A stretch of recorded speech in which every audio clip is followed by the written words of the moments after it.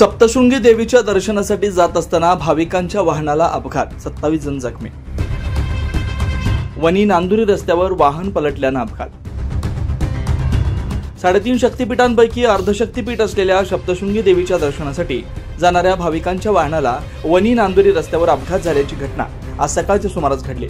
या अपघातात जवळपास 27 जण जखमी झाले. सप्तशृंगीला केलेला नवस फेडण्यासाठी जात असताना या भाविकांचा छोटा हत्ती वाहन पलटी झाल्यानं हा अपघात झालाय, अशी प्राथमिक माहिती समजते.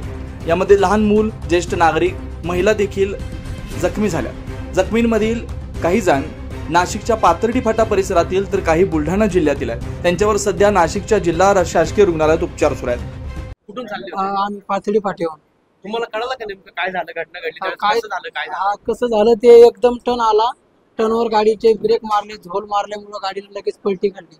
पलटी खाल्ल्यामुळे मग आम्ही बाजूला पडलो. काही गाडी खाली दाबलेली होती, काही पुढचे काच फोडून बाहेर काढले. खूप लागलेलं होतं. मग इथं आणलं दवाखान्यामध्ये, तिथं दिंडोरीच्या. तिथून मग इकडं आणलं. किती लोक होते गाडीमध्ये? 27 जण होते. देवासाठी नवस होता, नवसासाठी चाललो होतो.